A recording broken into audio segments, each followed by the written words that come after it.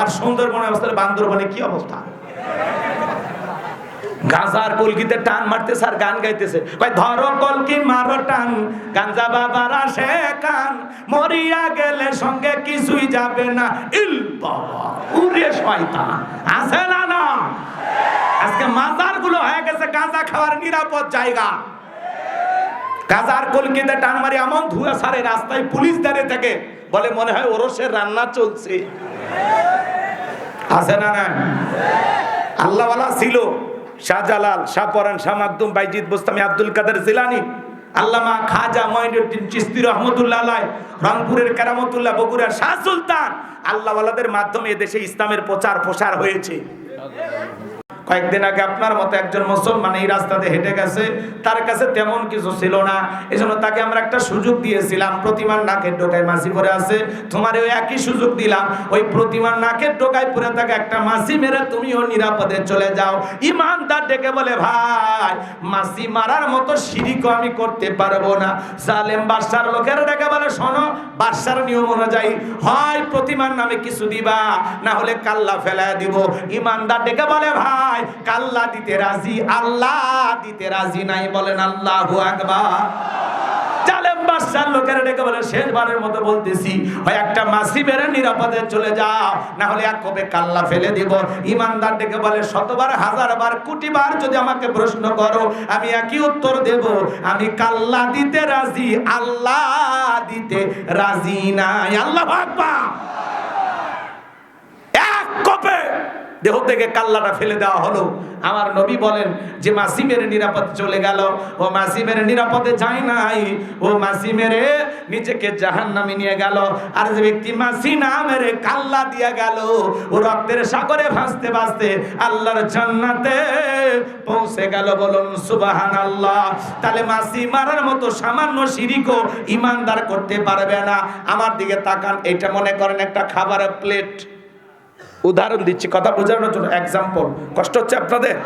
আমার দিকে তাকান, আপনার একটা ভিআইপি মেহমান আসবে সিরাজগঞ্জ শহর থেকে, ওনার জন্য সকাল থেকে আপনি আপনার স্ত্রী রান্না বান্না করছে, সুন্দর করে খাবারের প্লেটটা সাজাইছেন মাছ দিয়া, গোস্ত দিয়া।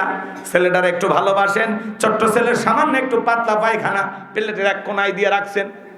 এইবার মেহমানের সামনে খাবারের পরিচিতি চলতেছে, ভাই এটা কি গরু, এটা মুরগি, এটা খাসি, এটা হরিণ, এটা ঘুঘু, এটা বক, 32 প্রকার গোস্ত হালাল সব দিয়ে দিয়েছেন।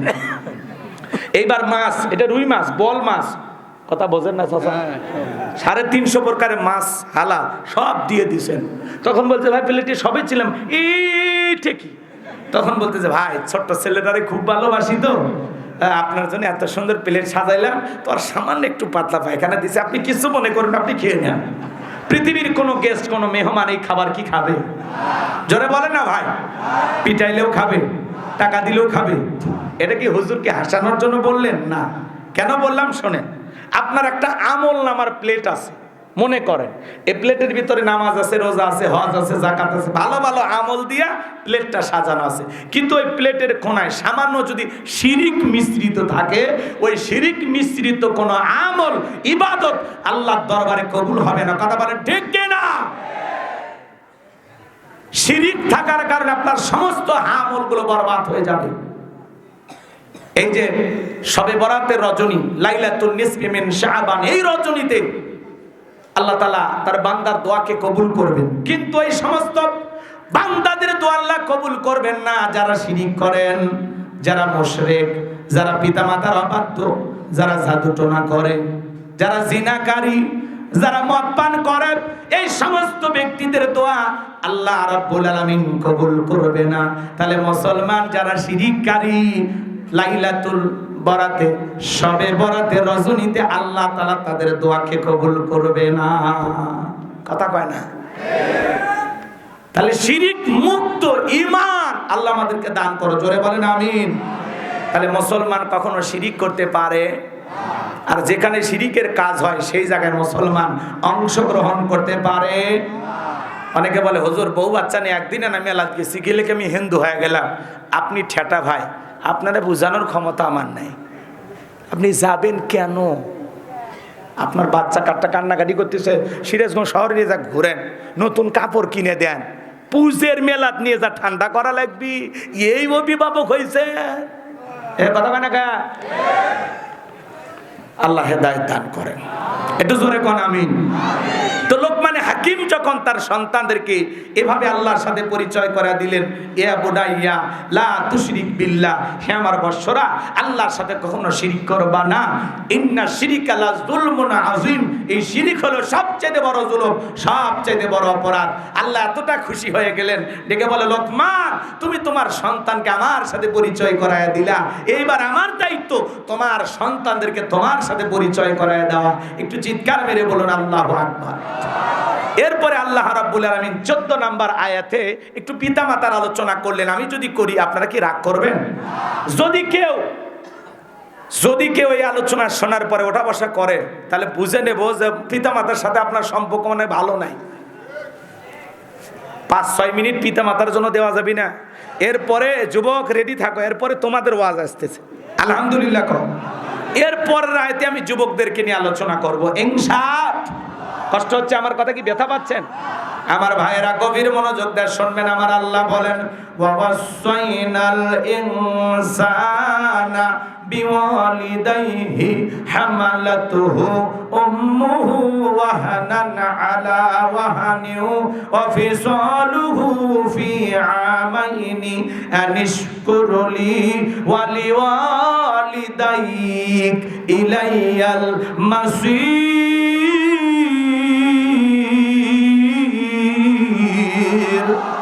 আমার আল্লাহ রাব্বুল আলামিন বলেন আমি তো মানুষকে নির্দেশ দিয়েছি তারা যেন মাতা পিতার সাথে সদাচরণ করে, উত্তম ব্যবহার করে। কারণ হলো তার মা কষ্টের পর কষ্ট সহ্য করে সন্তানটাকে গর্ভধারণ করেছে, 2-2.5 বছর বুকের দুধ পান করাইছে। সুতরাং আমার প্রতি কৃতজ্ঞ হও, তোমার পিতা মাতার প্রতি তোমরা কৃতজ্ঞ হও। আর তোমরা সবাই তো আমি আল্লাহর দিকে প্রত্যাবর্তন করবা। তাহলে বলেন তো বাজান, পিতা মাতার খেদমত করতে হবে, তাদের সাথে ভালো আচরণ করতে হবে, এই হুকুম দিয়েছেন কে? এই অর্ডার দিয়েছেন কে? সন্তান হলো, ভালো করে বুঝবেন বাজান, প্রত্যেকটা সন্তান তার পিতা মাতার সাথে উত্তম আচরণ করবে, ভালো ব্যবহার করবে। প্রত্যেকটা অভিভাবক এই হকটা সন্তানের কাছে পায়। সন্তান পিতা মাতার সাথে কখনো বেয়াদবি করবে না, খারাপ আচরণ করবে না। আল্লাহ বলেন কুল্লাহুমা কওলান কারীমা, সম্মানসূচক আচরণ করো, নম্র ভদ্র বিনয়ী হয়ে কথা বলো।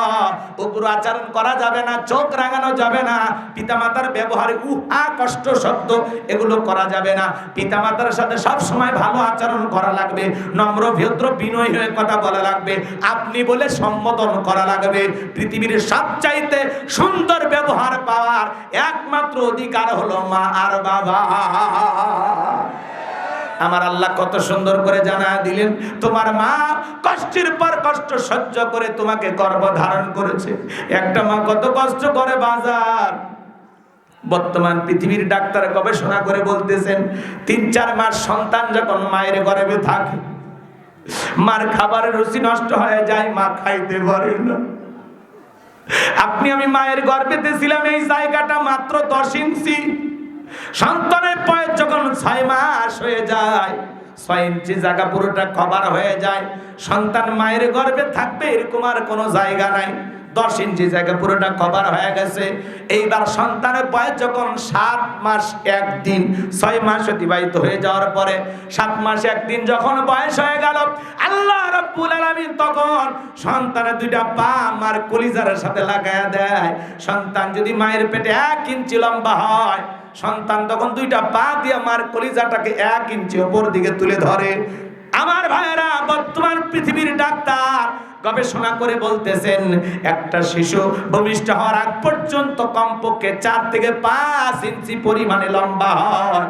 আর 4-5 ইঞ্চি পরিমাণে মায়ের কলিজা সন্তান পা দিয়ে উপর দিকে তুলে ধরে থাকে।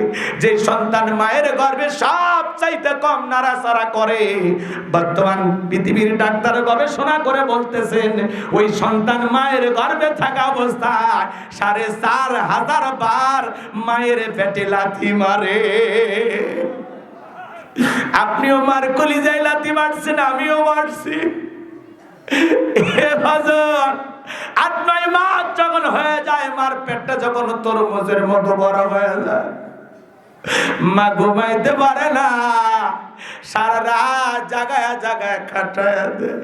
যে মা সন্তান পেটের মধ্যে নিয়া রাতের বেলায় ঘুমাইতে পারে না, সারা রাত জায়গা নফল নামাজ পড়ে যে সব হয়, মায়ের আমল নামায় আমার আল্লাহ সেই সব লিখে দেয়। বলুন সুবহানাল্লাহ। সন্তান ডেলিভারির সময় যখন চলে আসে, গভীর নিশীতে মা বাবার দুইটা পা জড়ায়া কান্দে। মায়ের চোখের পানি যখন বাবার পাকে স্পর্শ করে, বাবা তখন ঘুম থেকে জাগ্রত হয়ে ডেকে বলে, বিবি এত রাতের বেলায় কেন তুমি কান্না করো, কি হয়েছে তোমার? ডেকে বলে, স্বামী, কত মহিলা সন্তান জন্ম দিতে গিয়ে মারা যায়, আমি যদি মারা যাই আমারে তুমি মাফ করে দিও। দীর্ঘদিন আপনার সংসার করলাম, ভুল বেয়াদবি মাফ করে দেন গো স্বামী। বড় ভয় লাগে জীবনের প্রথম মা হওয়ার জন্য বাবার বাড়িতে চলে যাব।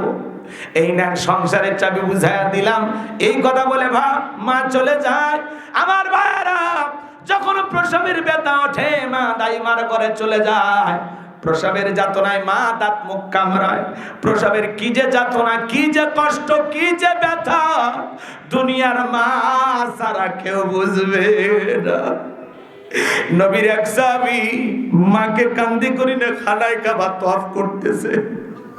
সাহাবী ডেকে বলেন, হুজুর, আমি আমার মাকে কাঁদে করি না খানায় কাবা তওয়াফ করলাম, আমি কি আমার মায়ের হক আদায় করতে পেরেছি? আমার নবী বলে, সাহাবী, তুমি তোমার মাকে নিয়ে কিয়ামত পর্যন্ত খানায় কাবা যদি এইভাবে তওয়াফ করো, তোমার মা তোমাকে জন্ম দেওয়ার সময় প্রসবের যাতনায় উ আ শব্দ করেছিল, ওই একটা উ আ শব্দের হাত দুনিয়ার কোন সন্তান আদায় করতে পারবে না। আল্লাহু আকবার। এই জন্য দয়ার নবী বলেন, হোমা জান্নাতুকা ওয়া নারুকা, তোমার পিতামাতায় তোমার বেগাস, তোমার পিতামাতায় তোমার দজম। যুবক রে, একটা মা সন্তান জন্ম দিতে গিয়ে কত কষ্ট করে তুমি কি জানো? যুবক, বর্তমান পৃথিবীর ডাক্তার গবেষণা করে বলতেছে, যেদিন সন্তান দুনিয়াতে ভূমিষ্ঠ হবে, ওই দিন সন্তান মাকে সাপ চাইতে বড় 3টা লাথি মার পেটে মারে। প্রথম বড় লাথি যখন মার পেটে সন্তান মারে, এতদিন যে সুরক্ষিত সুন্দর প্যাকেটের ভিতরে সন্তান ছিল, ওই প্যাকেটটা ফেটে যায়, পর্দাগুলো ফেটে যায়। এরপরে সন্তান এত জোরে একটা লাথি মারে, বাজা ওই জোরে লাথি মারার কারণে